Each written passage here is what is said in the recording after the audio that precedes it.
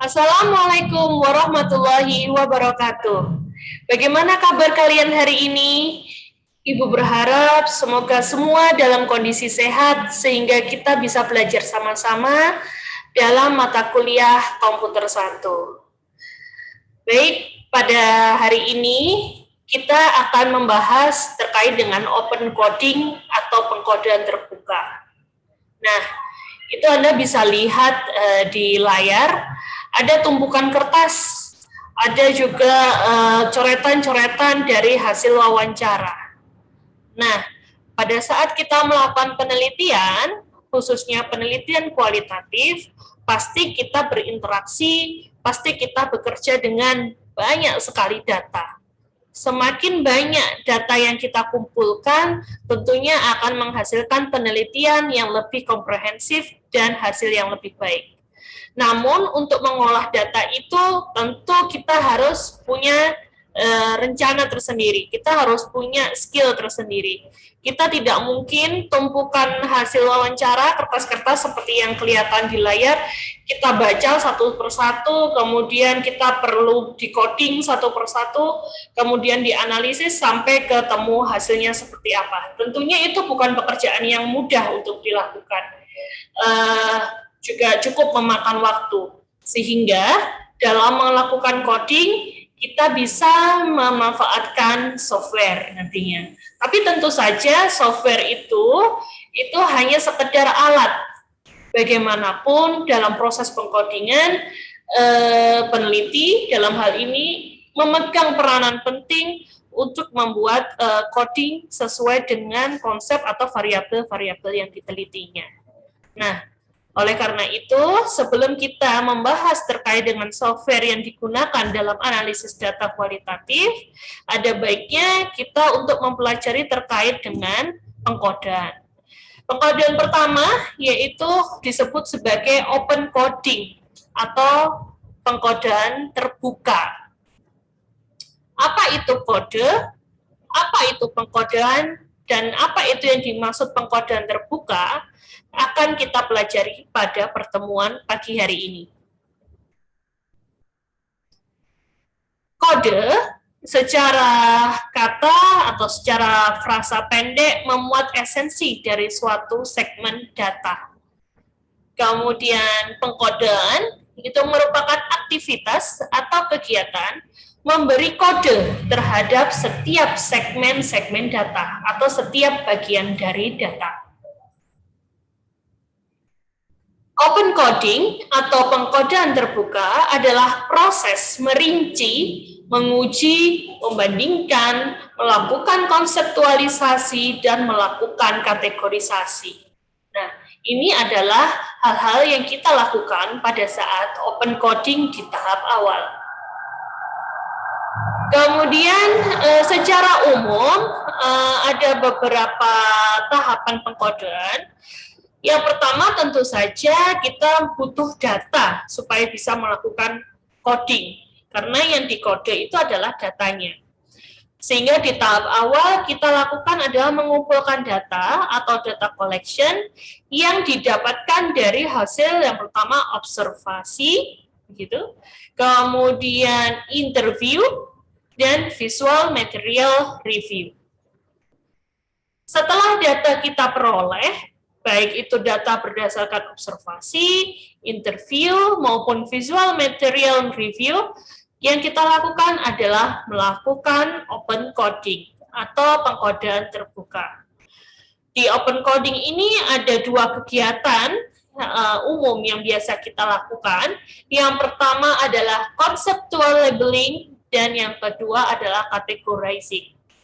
Conceptual labeling berarti kita memberikan label-label sesuai dengan konsep yang akan kita jelaskan dalam penelitian kita. Dan yang categorizing berarti kita mengkategorikan atau mengkelompokkan setiap label yang sudah kita buat tadi sesuai dengan pengelompokan yang telah kita tentukan dalam kerangka penelitian kita. Tahap berikutnya, setelah melalui open coding, kita akan masuk ke axial coding. Di sini kita akan menemukan hubungan-hubungan antar kategorinya. ya. Kemudian dan di tahap akhir kita yang akan kita lakukan adalah selective coding, di mana kita memilih kategori-kategori yang memang bersesuaian dengan variabel yang sedang kita teliti. Sedangkan kategori yang tidak mendukung penelitian kita bisa kita kurangi, bisa kita hilangkan supaya penelitian kita lebih fokus sesuai dengan kerangka penelitian.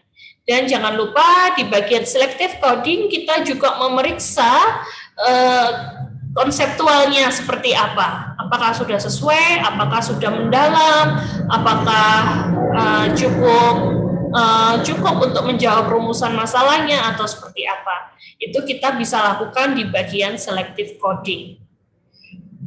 Nah, proses dari data collection, open coding, Excel coding, selective coding, ini adalah proses yang berlangsung secara simultan. Jadi dalam penelitian kualitatif, kita bisa saja mulai dari data collection, open coding, masuk ke Excel coding. Di Excel coding ternyata kita menemukan hubungan antar konseptual yang kita bangun, konseptual labeling yang kita bangun ternyata belum cukup. Maka kita bisa mundur lagi ke bagian data collection untuk mengumpulkan data-data lagi. Kemudian di open coding, di Excel coding, selective coding. Jadi ini alurnya memang secara umum dari awal data collection, open coding, Excel coding, selective coding, tapi nanti dari pada saat kita di Excel, kita merasa ada yang kurang dan perlu dibenahi, itu masih memungkinkan kita mundur ke open. Atau kalau perlu mundur lagi ke data collection. Seperti itu, sesuai dengan kebutuhan peneliti. Berikutnya adalah tahap-tahapnya. Jadi secara umum ada 3 ini seperti yang telah dijelaskan tadi, ada open coding, Excel coding, selective coding. Open coding kita di sana merinci, menguji, membandingkan konseptualisasi dan melakukan kategorisasi. Kemudian di Excel coding kita melakukan hal yang sama seperti pada saat di open coding dan ditambah dengan membuat hubungan di antara kategorinya. Kemudian di tahap selective coding, tahap yang terakhir, kita memilih kategori inti dan menghubungkan semua kategori inti dan memilih mana yang sesuai dengan kerangka penelitian atau kerangka teoretik yang akan kita kaji, ya. Akan kita kaji seperti ini. Proses memilih kategori inti dan menghubungkan semua kategori inti, memilah Excel coding mana yang sesuai dengan kajian teoretiknya. Itu kira-kira. Selanjutnya prosesnya seperti apa gitu ya. Tahapannya open coding seperti apa? Istilah penting dalam open coding apa saja? Kemudian prosesnya open coding seperti apa? Baik, langkah pertama yaitu data mentah. Kita mengumpulkan berbagai data mentah yang diperoleh selama penelitian itu berlangsung. Baik berupa hasil wawancara, hasil observasi, foto, gambar, video, dokumen-dokumen lain yang terkait. Kita kumpulkan semua. Kemudian setelah data mentahnya terkumpul, langkah kedua adalah kita mengolah dan mempersiapkan data untuk dianalisis. Ya. Langkah ini melibatkan transkripsi wawancara, men-scanning materi, mengetik data lapangan, atau memilah-milah dan menyusun data tersebut ke dalam jenis-jenis yang berbeda. Kemudian pemilahan atau pengorganisasian data dapat dilakukan secara cross-seksional maupun non-cross-seksional. Cross-seksional itu apa? Cross-seksional itu dilakukan dengan mengatur data secara kronologis. Jadi ada urut-urutan waktunya, ya. Atau non-cross-seksional berarti mengurutkan data secara spesifik, tidak berdasarkan urutan waktunya, tapi berdasarkan topik-topiknya. Yang langkah ketiga di open coding adalah membaca keseluruhan data. Itu penting juga dilakukan. Tujuannya adalah yang pertama untuk membangun general sense atas informasi yang diperoleh. kemudian merefleksikan makna secara keseluruhan, seperti menentukan gagasan umum apa yang terkandung dalam perkataan partisipan, bagaimana nada gagasan tersebut, kesannya, kedalamannya seperti apa, kredibilitasnya, dan penuturan informasi. Kemudian yang kedua, peneliti kadang membuat berbagai cara khusus tentang catatan khusus tentang data yang diperoleh. Jadi mungkin konsep-konsepnya seperti kalau kita wawancara terkait dengan kondisi siswa ya, kesulitan belajar siswa misalnya yang kita wawancarai, maka kita sudah punya kerangka penelitiannya, yaitu kesulitan belajar siswa yang disebabkan dari faktor internal dan faktor eksternal misalnya. Faktor internal apa saja? Nah, itu internal dan eksternalnya itu ada dalam catatan peneliti.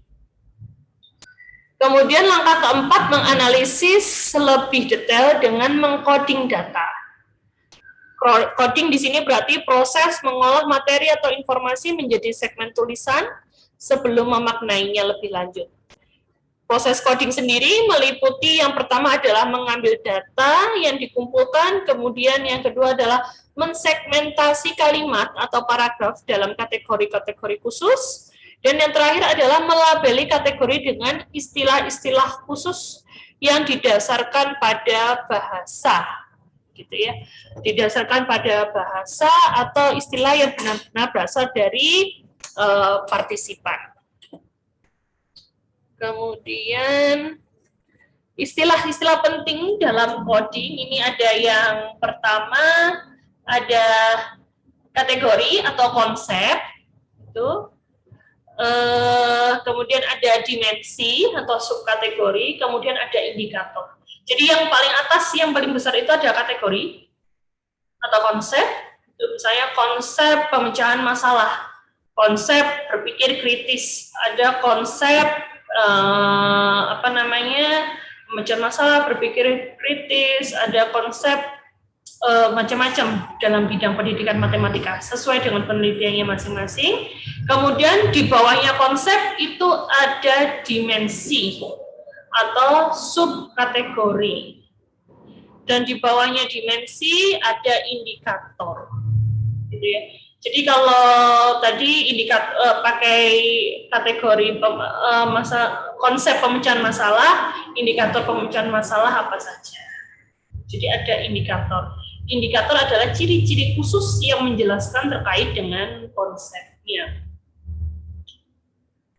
Kemudian ada juga yang namanya label. Label itu berarti memberikan nama dari setiap pengelompokan, intisari, atau kata kunci.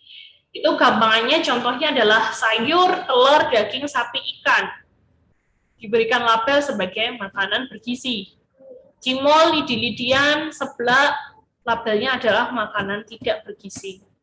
Macam itu ya. Kemudian ada juga yang disebut sebagai kategori.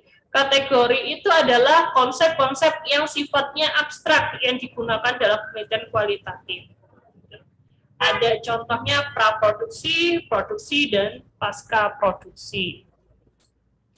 Proses dalam open coding ada 3 tahap. Yang pertama adalah collecting, organize, dan labeling. Itu tadi. Mengumpulkan, mengatur, dan memberikan label. Kemudian untuk proses open coding sendiri, kita diawali dengan collecting atau mengumpulkan. Caranya adalah dengan kumpulkan dan pikirkan hal-hal apa saja yang menarik berdasarkan temuan dari data mentah atau raw datanya, berupa jawaban dari informan. Nah, ini setiap orang pasti akan punya pandangan sendiri ya. Menurut si A mungkin menarik, tapi si B belum tentu itu menarik. Sehingga dalam kualitatif, unsur subjektivitas itu memang menjadi salah satu pertimbangan. Kemudian si A menarik, si B menarik, si C belum tentu menarik. Semua itu tergantung dari seberapa besar pengetahuan awal dari masing-masing peneliti. Seberapa banyak pengalaman dari masing-masing peneliti. Nah, itu juga menjadi salah satu bahan pertimbangan.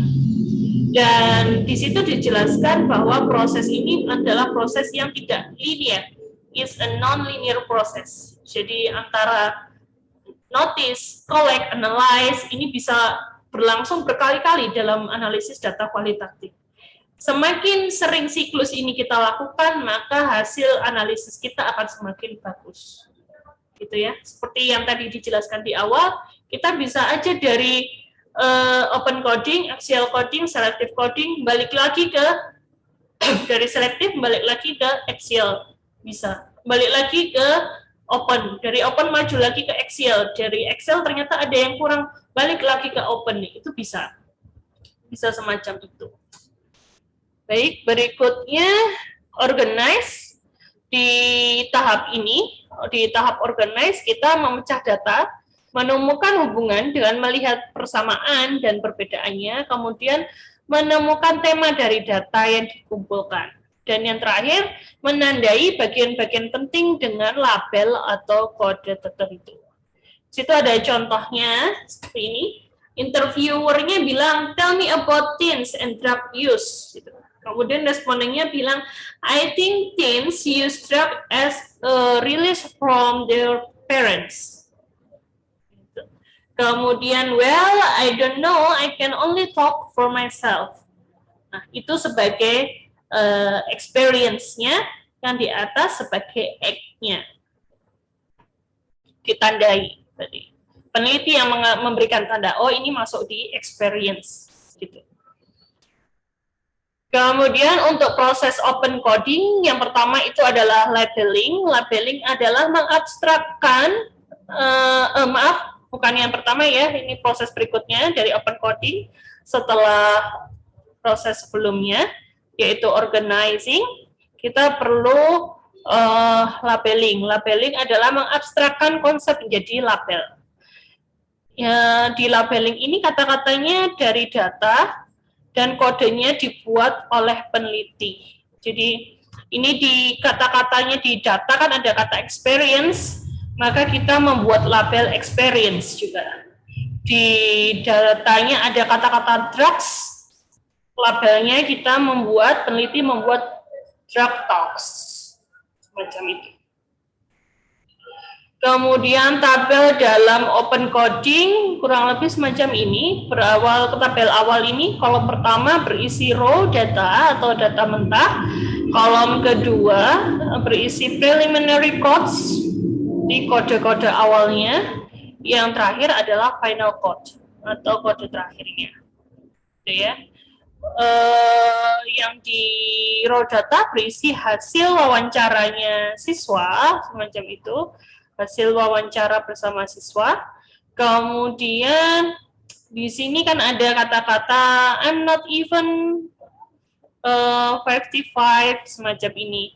Nah, ini berarti kita kodekan sebagai requirement age, semacam itu.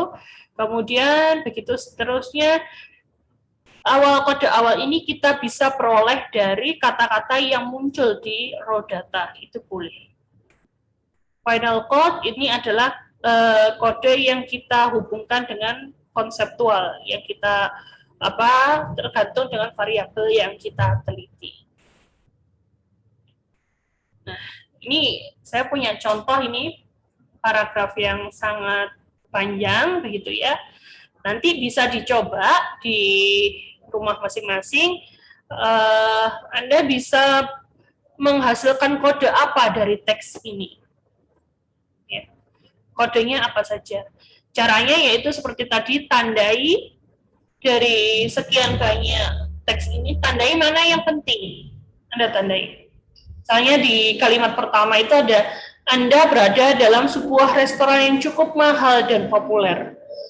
Nah, itu dari satu kalimat itu kira-kira apa yang idenya, ada apa yang menarik bagi Anda.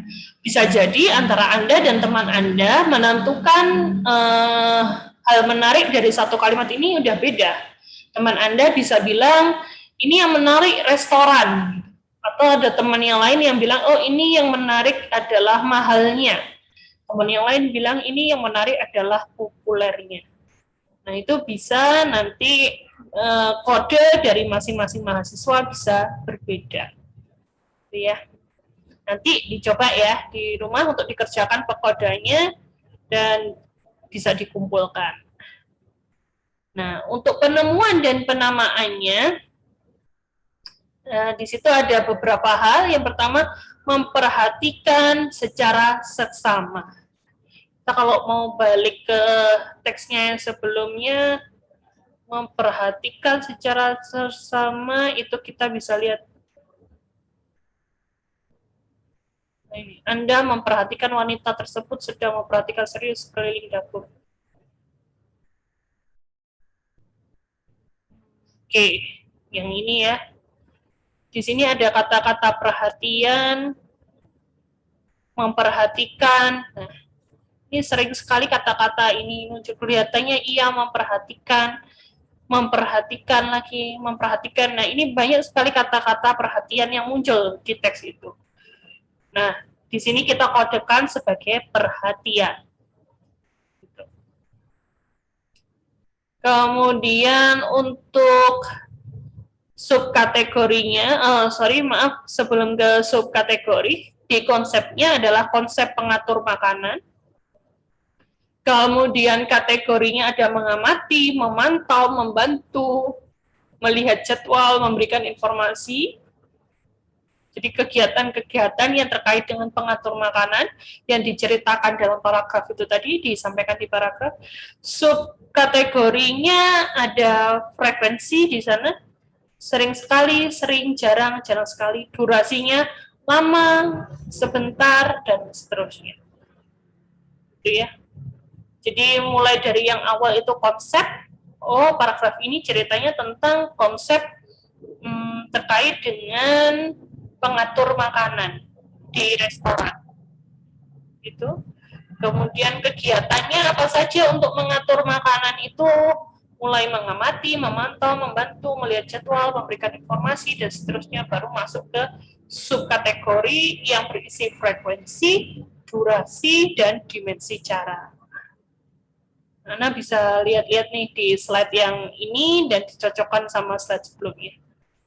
Oh, ternyata gitu untuk membuat codingnya. Gitu. Intinya sih sebetulnya dalam membuat coding itu adalah merangkum ya. Merangkum sehingga kita bisa tahu informasi apa saja yang kita peroleh dari hasil raw data yang sangat banyak itu. Intinya apa? Kita rangkum, tapi dirangkum secara lebih ilmiah ya, dirangkum secara ilmiah, jangan sampai ada poin-poin penting, variabel-variabel penting yang justru malah terlewatkan. Kemudian selanjutnya kita akan praktik terkait dengan open coding, karena memang kalau hanya didengarkan saja begitu, Anda tidak bisa kurang ya, kita nggak tahu kita bisa atau nggak melakukan open coding sebelum kita mencoba open coding. Jadi di tahap terakhir dalam pembelajaran ini, saya minta Anda semua untuk praktek secara mandiri terkait dengan open coding ini. Nah, kita ambil suatu masalah yang lagi in sekarang tentang K-pop. Rumusan masalah penelitiannya adalah bagaimana imperialisme budaya musik K-pop menerpa remaja. Ini penelitian yang populer ya, gitu. Nanti bisa disesuaikan dengan prodinya masing-masing, penelitian terkait dengan pendidikan matematika atau seperti apa. Nah, tinjauan pustakanya itu terkait dengan imperialisme budaya populer. Yang kedua, dunia hiburan Korea, musik atau K-pop. Kemudian kapitalisme industri musik Korea. Yang kedua, industri budaya dalam musik pop Korea. Kemudian ada yang disebut sebagai fenomena kesadaran palsu oleh musik K-pop. Kemudian kultivasi musik pop Korea, dan yang terakhir fenomena industri budaya dengan penyebaran hegemoni. Ya. Nah, ini contohnya. Jadi sebelum kita melakukan open coding, tentunya rumusan masalahnya sudah harus jelas dulu, kemudian tinjauan pustakanya juga sudah harus jelas dulu. Nah, semakin dalam atau semakin banyak tinjauan pustaka yang kita sediakan, maka coding kita akan semakin mendalam nanti. Tapi kalau kita tidak tahu apa-apa di tinjauan pustakanya minim, maka open coding-nya juga yang dihasilkan akan semakin kasar. Kemudian ini juga penting terkait dengan lembar persetujuan informan. Jadi dalam penelitian kita diminta supaya memastikan apakah informan kita bersedia membagikan datanya untuk dipublikasikan pada masyarakat umum. Ya. Kemudian wawancaranya kurang lebih seperti ini. Permulaan ketertarikan pada K-pop, sejak kapan, kenapa, pernah suka musik Indonesia, Barat, Mandarin atau Jepang, kemudian dan seterusnya. Yang jelas pada pedoman wawancara, Anda perlu memperhatikan yang namanya 5W 1H. Apa itu 5W 1H? 5W itu terdiri dari what, where, who, when, why. Gitu ya, what apa, why, mengapa, kemudian when, kapan, who, siapa, where, di mana. 1H-nya how, bagaimana. Pastikan setiap konsep atau setiap variabel yang Anda teliti, pertanyaan terkait wawancaranya ini mencakup 5W 1H itu. Selanjutnya, dari pedoman wawancara tersebut, nah, kita lakukan open coding. Ini sudah ada contoh transkripnya.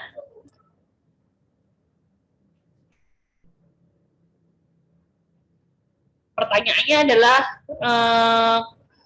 suka Korea sejak kapan ini? Sejak tahun 2009 awal-awal. Nah, ini indikatornya adalah pengenalan topik awal mengenai K-pop, kemudian dimensinya permulaan ketertarikan ke K-pop, kategorinya adalah imperialisme K-pop, dan seterusnya ya. Untuk yang di transkrip kedua, jadi transkripnya dipotong-potong gitu, transkripnya tidak dalam satu transkrip yang utuh, yang panjang itu, tapi kita masukkan perbagian-perbagian sini seperti ini, kemudian kita coba definisikan lagi, kita coba temukan ini transkrip ini menjawab untuk indikator yang mana, kemudian dimensinya apa, kategorinya apa, sesuai dengan tabel ini, semacam ini. Kemudian ada juga yang namanya instrumen catatan lapangan, yang juga berisi yang pertama komunikasi nonverbal yang mendukung komunikasi verbal, kemudian komunikasi nonverbal yang berlawanan dengan komunikasi verbal, kemudian kondisi lingkungan yang mempengaruhi selama proses wawancara, dan yang terakhir kejadian atau peristiwa yang sering terjadi berulang kali. Contoh berikutnya, ada rumusan masalah bagaimana pengalaman ibu merawat anak autis dalam memasuki masa remaja. Tinjauan pustakanya terkait dengan konsep keluarga, konsep remaja, dan pola asuh. Tinjauan pustaka ini didukung dengan pustaka-pustaka terkini, begitu ya. Saya sarankan Anda menggunakan pustaka terkini minimal 5 tahun terakhir pada saat Anda penelitian. Semakin banyak tinjauan pustaka, maka kajian pada analisis data kualitatif Anda akan semakin mendalam. Jadi tinjauan pustaka kalau bisa sedetail mungkin dibuatnya, supaya Anda juga punya bahan yang cukup untuk membuat codingnya. Kemudian panduan pedoman wawancaranya, kurang lebih seperti ini, ceritakan bagaimana perasaan ibu saat mengetahui anaknya autis, gitu. Bagaimana cara ibu merawat, dan seterusnya. Kemudian, nah, ini yang dilakukan, kita buat tabel-tabel semacam ini, hasil wawancara dibuat perbagian, kemudian seperti yang awal ini ada bagaimana perasaan ibu saat mengetahui anak mengalami autis. Jawabannya adalah semuanya seperti biasa saja. Pas giliran anak ini kaget, ya kenapa begini anakku, itu jawabannya. Nah, kalau ada keterangan lain, temuan sambil menahan tangis bisa dituliskan di sini. Kemudian untuk indikatornya di sana ada kaget, kenapa begini anakku. Ada 2 hal itu indikator, kaget dan pertanyaan pada diri sendiri yang berupa ungkapan kenapa anakku seperti ini, nah, itu dimasukkan peneliti pada dimensi menolak atau menerima kenyataan. Menolak kenyataan yang ada. Jadi dia kurang legowo, intinya dia masih denial gitu. Kenapa anak saya autis? Itu dimensinya. Kemudian dimensi ini masuk ke kategori respon ibu sebagai caregiver. Ya. Nah, kenapa kok bisa ketemu kategori ini, Bu? Ya, karena di kajian pustakanya tadi menyebutkan semacam ini. Itulah kenapa di kajian pustaka kita harus kaya supaya kita bisa menghasilkan dimensi dan kategori yang beragam. Kalau kajian pustaka kita kurang mendalam, maka kita akan bingung, ini masuk kategori apa ya? Gitu. Karena memang kita butuh banyak membaca kalau untuk sampai menemukan kategorinya. Kemudian untuk latihan open coding, saya minta nanti membuat kelompok terdiri dari 5 orang, kemudian susunlah tabel open coding dari transkrip wawancara untuk setiap informan penelitian berikut ini. Dan yang terakhir, presentasikan dengan menjelaskan tahapan open coding yang Anda lakukan. Gitu ya. Untuk tugasnya kurang lebih seperti itu. Bila ada yang ditanyakan, Anda bisa menyampaikan melalui forum grup diskusi atau melalui grup WhatsApp. Baik, sekian dari saya untuk hari ini. Terima kasih telah menyimak video pembelajaran kita terkait dengan open coding pada pagi hari ini. Semoga sehat selalu dan sampai bertemu di pembelajaran berikutnya. Wassalamualaikum warahmatullahi wabarakatuh.